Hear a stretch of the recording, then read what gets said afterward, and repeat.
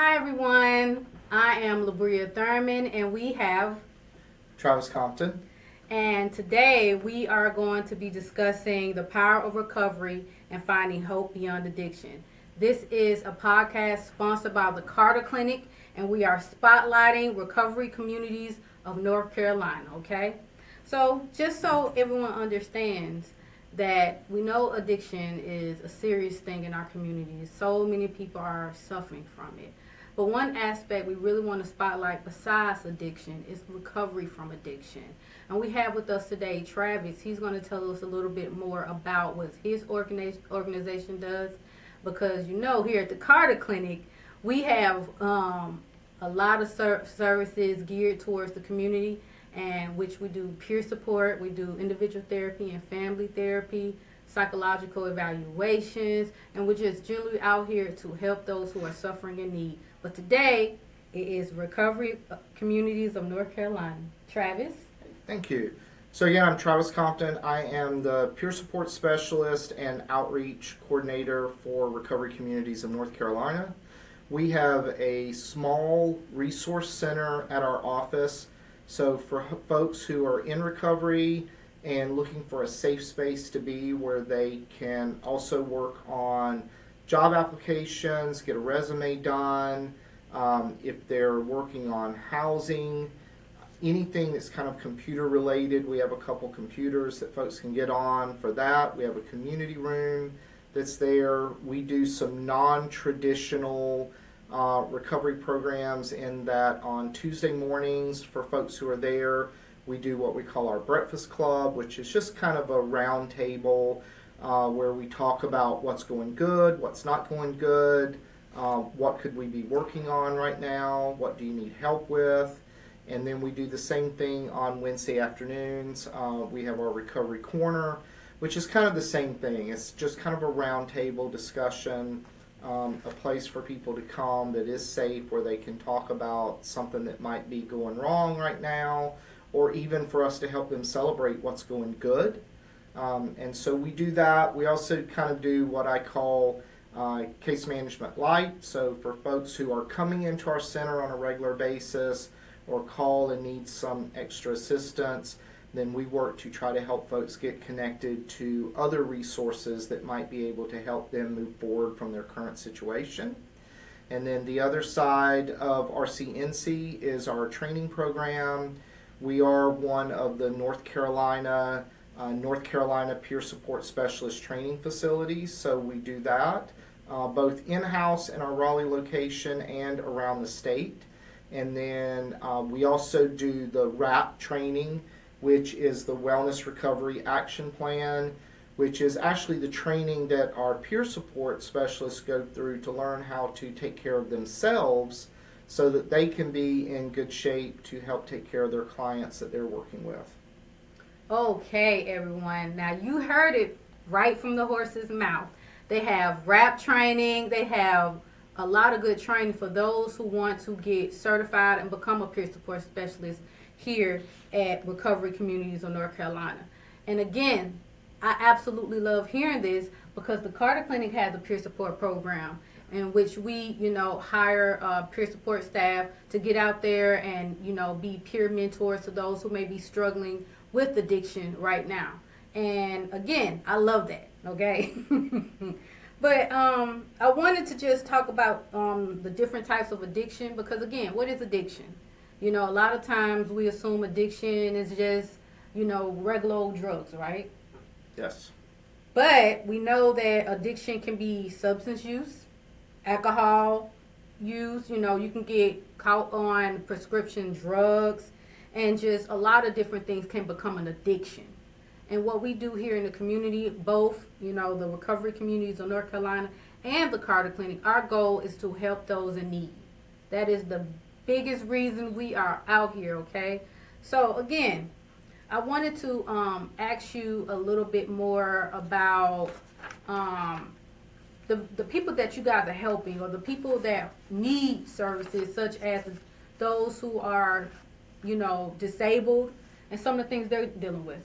Yeah. So Like I said, anyone who is in a recovery aspect of their life is welcome to come to our resource center, and we can help you. Even if you just need a safe space during the day to hang out for a little bit, so that maybe you're not going to be exposed to other elements within our community that could cause you to relapse. So we are there to kind of help with that. Again, peer support. Myself, my coworker, Pat is also a peer support specialist. So if you're not comfortable talking with me, you might be comfortable talking with Pat. And then also, you don't really have to say anything at all. You can come and just hang out for a little bit, be there. As long as you're working on something to move forward, that's kind of what our space is there for, is to help people to move forward in their process of their recovery, whatever that looks like. So we kind of meet them where they're at. Our disabled folks right now, one of the things that we're finding, we were talking about this earlier, is that if you are paralyzed, we'll just say you're paralyzed from the belly button down. There are times when some of your ADLs, which are your normal life functions that you have to do during the day that most of us can do without even thinking about it, we do not have a lot of recovery facilities that are available for folks who are disabled. And so it makes it harder for them. So if you've got someone who is, say, they have a substance abuse history, all of a sudden they become disabled, whereas they may need a little extra help. We're really lacking in resources for them, because not only are they dealing with substance abuse issues, they're also potentially now dealing with mental health issues, because all of a sudden their life has totally changed from what they're normally used to doing. And so things that they normally could just get up and do without thinking about, now they're having to try to figure out, okay, how do I do this? I'm in a wheelchair. We don't have a lot of housing in Raleigh that are truly for folks in wheelchairs. And so there's a lot of issues. And so when you're talking about the mental health aspect of it, that also makes it harder for our folks who are in recovery to stay in that mode and to stay clean and to not use. And so trying to find the right services is really important right now in our community. And so that is one of the things that we try to help with, is for folks who are in that situation. We are not always successful. I'm just going to tell you right now. Hey, honesty is the best policy, and the only thing we can do is be honest. Exactly. Right now in Raleigh, we don't have a lot of housing, period, for folks who are wheelchair bound.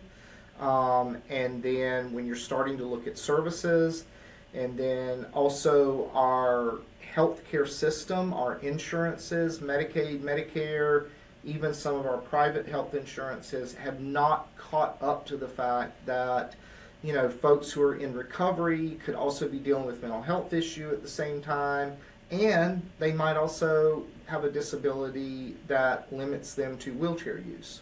And that's a three-pronged problem. And that's one of the reasons we wanted to come here on this podcast and discuss it, because there's a lot of things that still need to be done. And that's why we want to talk about the organizations that are doing something, the organizations that care, and that's why I have Travis here, because the Carter Clinic is about helping those who are in need and making sure that all our different demographics and who are suffering from addiction, suffering from mental health, suffering from a disability, has a place that they can get the help that they need, That's why we try to create a safe place for them, because, again, a lot of people are out here alone. Yes. They feel like they have no one who's there for them. They feel like they have nothing available, but the recovery communities of North Carolina has a recovery center. So go there so you can have a place where you can be safe. Come to the Carter Clinic so you can get therapy, so you can get a psychological evaluation, so you can join our tailored care management program, TCM, which is basically our case management program, where we have people put on our panel who need housing, who are in need of services, and we're able to connect them to the resources and the services they need. We have a peer support program as well. We have some amazing peer support workers who know what people are going through, who know what people are struggling with when it comes to addiction or mental health or trauma as well, and they can get out there and walk with you step by step. And I know if our people can walk with you step by step here at the Carter Clinic, recovery communities of North Carolina will walk with you hand in hand as well. Okay? You know, I like that you didn't notice, but as you were talking about it, you emphasized the peer support specialist. And that is one of the things that we're really excited about, is that peer support specialists are actually starting to be more recognized in our healthcare community. We're starting to see more agencies hiring peer support specialists. We're starting to see our government, our city, counties, also hiring peer support specialists within their outreach programs out there, because as you were saying, as peer support specialists, we can meet people where they're at. Yes. And we understand that, you know, today may be a great day and tomorrow may feel like you have the entire world on your shoulders and everything is totally falling apart. And as great as some of our therapists and medical people can be, yeah, and they're great. If you haven't been there, you don't truly understand what it's like to go through those moments where you just want to do something, whether it's take a pill or a drink or stick a needle in your arm, to just make all of that weight that's on your shoulders go away. So I'm very excited. It makes us very happy, since we're one of the training facilities, to know that peer support specialists are being utilized in our community, and how important peer support specialists are to addiction recovery, and then even recovery in other aspects. You know, even if it comes to mental health or trauma, having somebody that can actually meet you where you're at on ground level can be a great relief for somebody that's going through a hard time. I mean, because that person understands. Like, Yes. There's nothing like someone who gets it. And Exactly. I think that's the biggest thing, when a person feels like she understands me. He understands me, and there's no shame, there's no Yes. judgment. There is just simple support. And that's all we want to, push forward. We are here to support. Our peers are here to support. And we want to make sure everyone knows that and everyone understands that. But also, I think you brought up a really good point. And again, I love that peer support workers are being spotlighted. Their value and their worth are being proclaimed. And I'm all here for it. Yes. But again, you said something very powerful earlier when we spoke, Travis, when you said that that we have to make sure we pay attention to our peer workers as well. Exactly. It takes one time for someone to relapse, one trigger, one thing, and I think we have to always keep that at the forefront of our minds. What do you think, Travis? I think it's very important. That's why, as part of the training to become a North Carolina peer support specialist, you have to take the RAP class, which is the Wellness Recovery Action Plan. And that entire class, when you take it, is all about you taking care of yourself as a peer support specialist. Because as you're doing the job as a peer support, you are most likely dealing with clients who are having the worst day of their life. There's always drama going on, and so your job is to stay calm and to help them navigate the path that they're walking at that moment. And so you're also potentially going to go visit a client that may have relapsed. And if you're also in recovery as a peer support specialist, we're always in recovery. It is knowing how to take care of yourself, knowing how to set time aside for you to do that self-care that you need to do to make sure that you can be the best peer support person for your clients. Because that's why you're there. You're there for them when you're doing that. Yes, you can let them know your peer support, you're in recovery, you understand what they're going through. At the same time, you might not totally understand their exact situation that they're going through, but you can understand when your life is spiraling out of control. And when you reached a point that you just feel like things are falling apart. And so it is very important as peer support for us to remember that we need to take care of ourselves as well, and also reminding our agencies that they also need to take care of their peer support. And I think you just brought up a very important aspect. Again, everyone, relapse is not failure. You No, know, it's it's not. not. It's not a failure. It's a part of the recovery process, and it's an aspect that everyone falls into. Okay, we all make mistakes, and we all need help and support. And so that's why I want to make sure everyone understands. There's nothing to be ashamed of. Seeking help is nothing to be ashamed of. Falling into a relapse is nothing to be ashamed of. It is all a part of being human, and that's all we want to reiterate: is humans helping humans. Yes. That's the most important aspect of what we do here at the Carter Clinic and what Travis does at Recovery Communities of North Carolina. Okay, guys? So I think I want to ask, what are the type of things do you do for the unhoused? So for our unhoused population, I have a huge passion for that because I have been in street outreach work for almost 30 years now. But at Recovery Communities, we are not specifically an unhoused agency, but if you are unhoused and you're in recovery, you're seeking recovery, then we are there to help you with that and to help you find the path that works for you. So we do encourage, folks, no matter where they're at, whether you are housed or unhoused, whether you're employed, not employed, we can help you figure out what your recovery path is.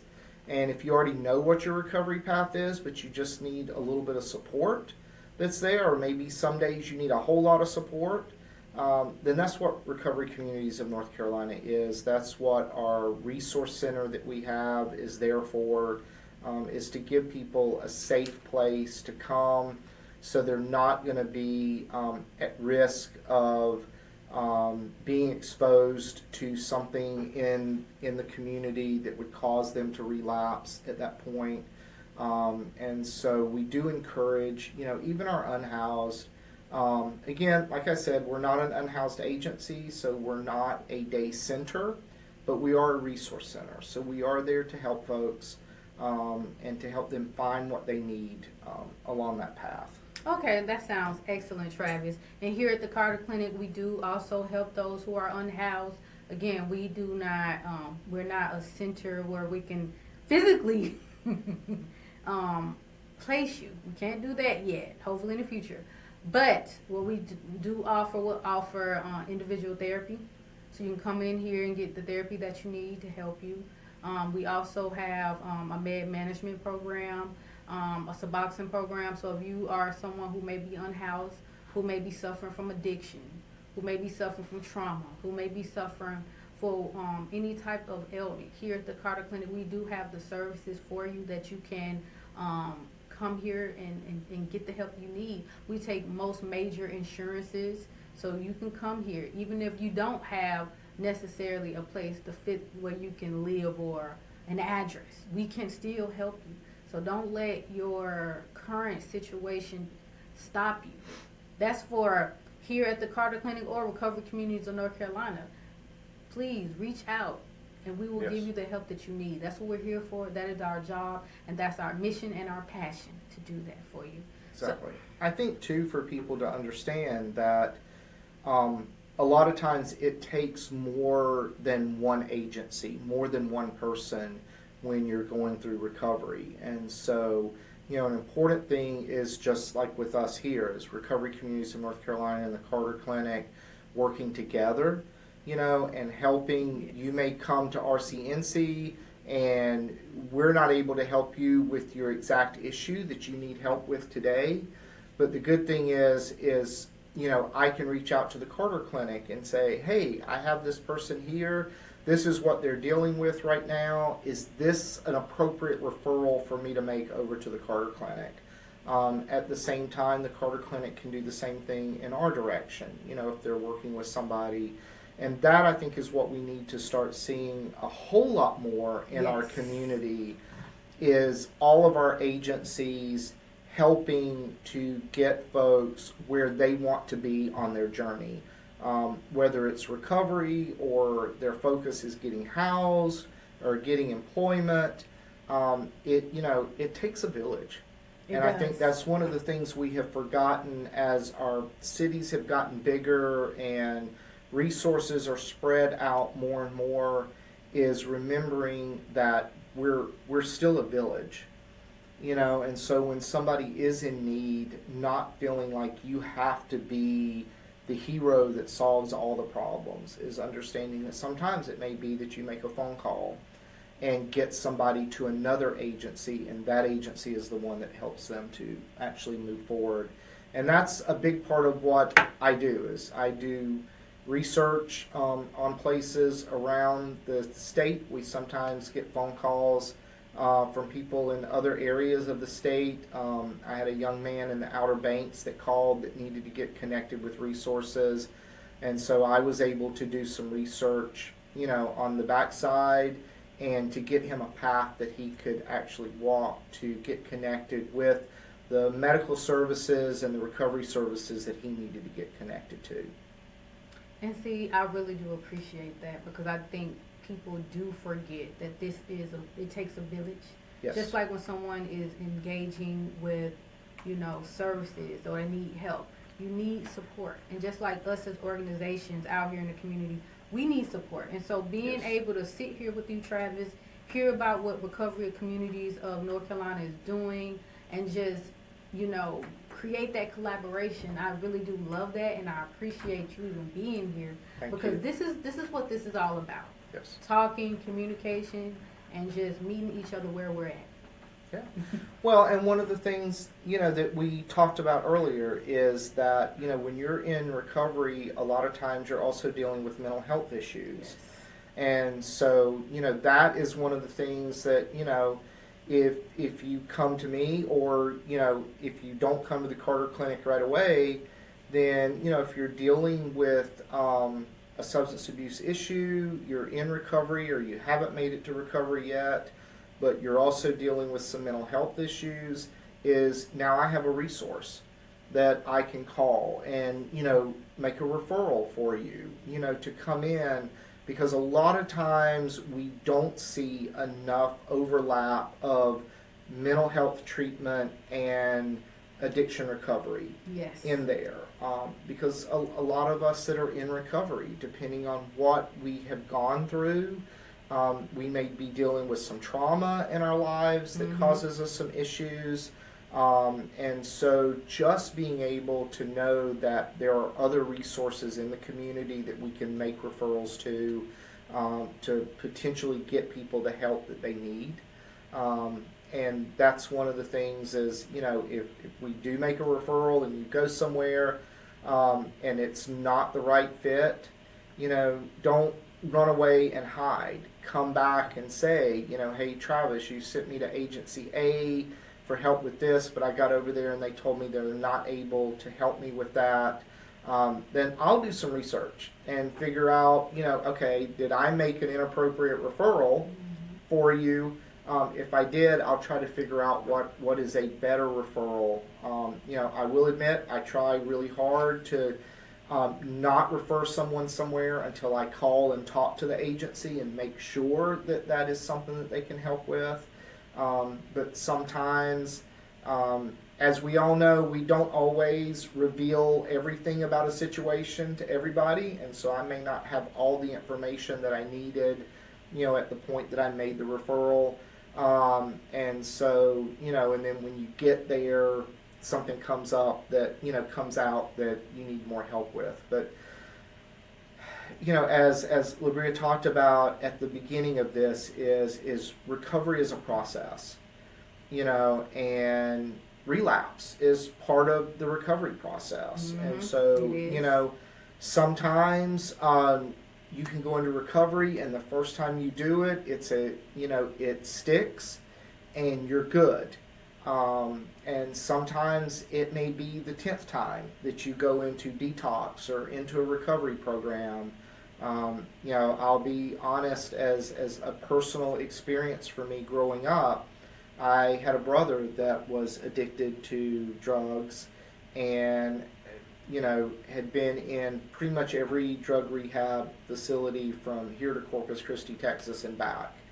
At that point, there wasn't a lot of education for families on understanding recovery and potential relapse and all of this. And so the problem is he would get clean, he would come home, but then he would be out in the community and exposed to the same elements that got him in that situation to start with. And he'll fall right back into the same thing. And so there was relapse again, and it took a while before he found the right fit. He found the right thing that worked for him to keep him in a sober living situation. And so that is the thing to understand.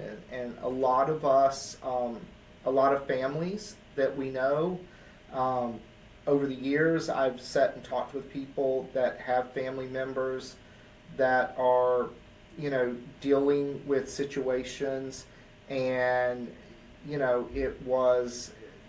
they didn't know that there were people that they could even talk to. And so that's the other thing, is that we want to make sure is that if you're a family member and you're dealing with someone who is in recovery, you're living with someone who is in recovery, you love someone who is in recovery, you can also come to Recovery Communities of North Carolina. Or the Carter Clinic. Or the Carter Clinic. And get the support that you need. Because that's the other thing that is very important, is that, when we're in recovery, is what is our support system?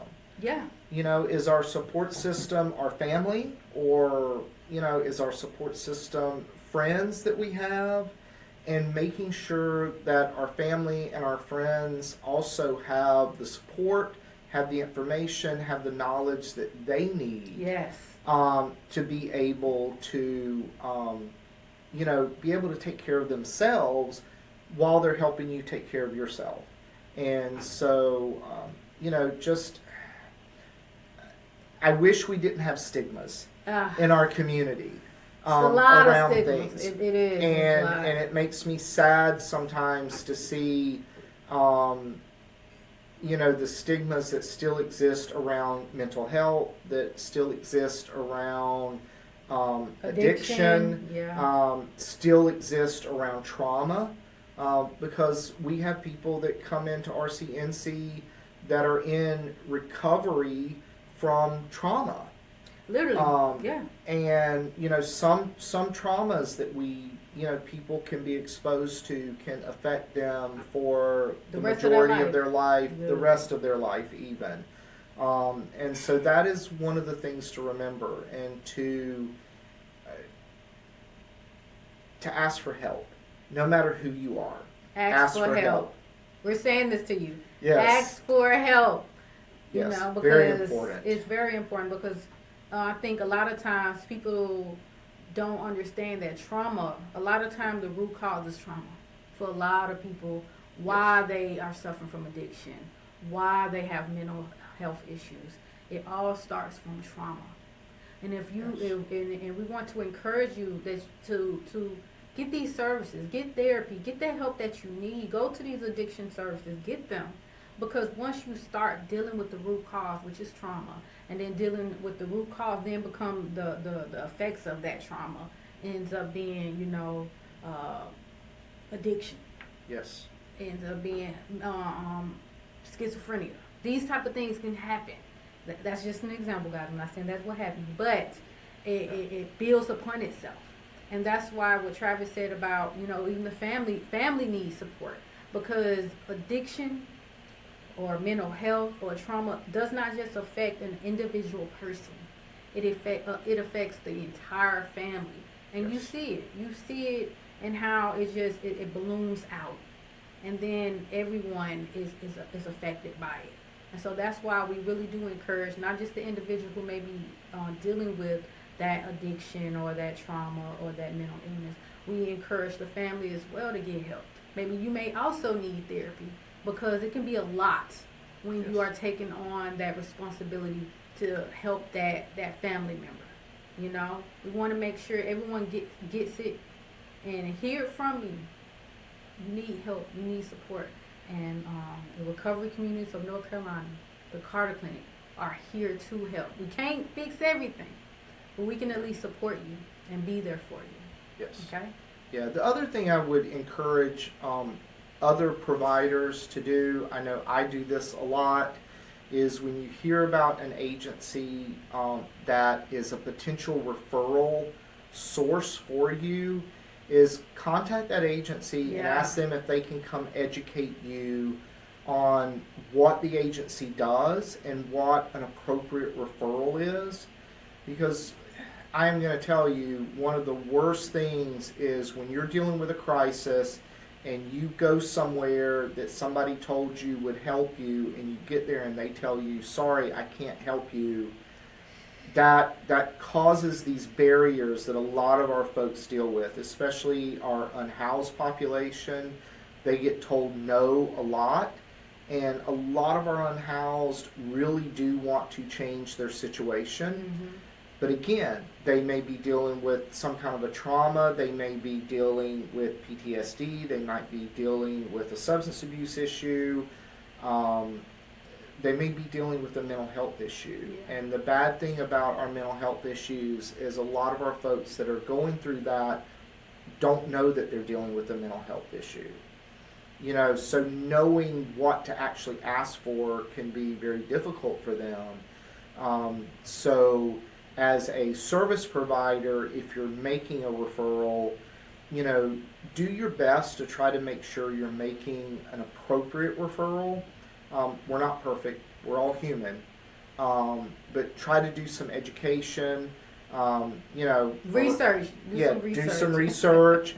You know, call Recovery Communities of North Carolina and call the Carter us Clinic. to do education. Call the Carter Clinic. Ask them to come do some education on what they do, because that way it helps us all to be better resources within our community, within this village that we're all in, and learning how to help each other and be there for each other whenever they need help. And I think that is also one of the really important things to remember if you have a family member or a friend or even an acquaintance in your life that is dealing with mental health or dealing with substance abuse, they're in recovery, is understand that for them, every day could potentially be a struggle. You know, every day could potentially be a hard day for them. Yeah. And so just understanding sometimes that having a little grace for folks that are around us, because we do not always know what someone else is dealing with. I know I catch myself sometimes driving down the road and somebody's speeding around me and acting crazy, and I think, oh my gosh, what's going on? And then I stop and I go, you know what? That person might have just gotten a phone call that their child is in the hospital. Yeah. And so we don't always know what someone else is dealing with. We don't know. And so having a little grace for folks around us sometimes, you know, being able to say, you know, hey, are you doing okay today? And being able to take a moment to sit and let them actually tell you if they're doing okay or if they're not doing okay. You know, and just being able to be there and to be present when you're talking with folks around you. And that's important because, again, everyone needs someone to be there for them, to hear them. Everyone has a voice. Everyone has an opinion. And everyone wants someone to at least value their opinion or their voice, no matter the situation that they are in. So again, like Travis said, give people grace, just like you want grace. But Travis, I wanted to ask one last thing. How can anyone who is interested contact Recovery Communities of North Carolina? So call our main line, which is 919-848. No, I'm sorry, wrong number. That's the Carter Clinic I was referring you to. So 919-231-0248 is our main number. You can also, if you prefer to email, you can email me. It's the letter T as in Travis, my last name Compton, Compton at rcnc.org. Send us any questions that you've got, call and ask. As my grandma used to say, there is no stupid question except a question that hasn't been asked. So call us, ask questions, let us help you find the support that you need to elevate your life beyond where it's at right now. Yeah, and just to go right back to the Carter Clinic.